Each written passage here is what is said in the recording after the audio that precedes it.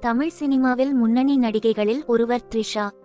பல முன்னணி நடிகர்களுடன் நடித்து தனக்கென ஒரு இடத்தை சினிமாவில் பிடித்தவர். தொடர்ச்சியாக பல திரைப்படங்களில் நடித்த த்ரிஷா கடைசியாக விஜயின் லியோ திரைப்படத்தில் அவருக்கு ஜோடியாக நடித்திருந்தார். சமீபத்தில் கோட் படத்தில் ஒரு பாடலுக்கு மட்டும் நடனமாடி பல ரசிகர்களால் கொண்டாடப்பட்டார்.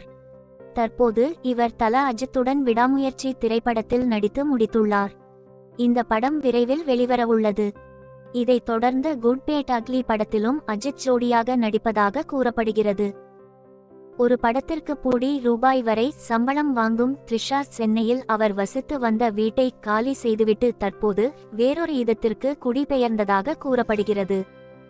த்ரிஷா வீட்டை வாங்கிய நடிகர்.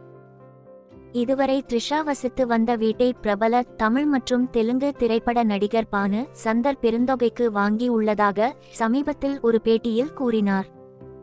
இவர் தமிழில் மூடுபனி மற்றும் அருண் விஜயுடன் ஓ மை டாக் என்ற திரைப்படத்தில் ஒரு முக்கிய கதாபாத்திரத்தில் நடித்திருப்பார்.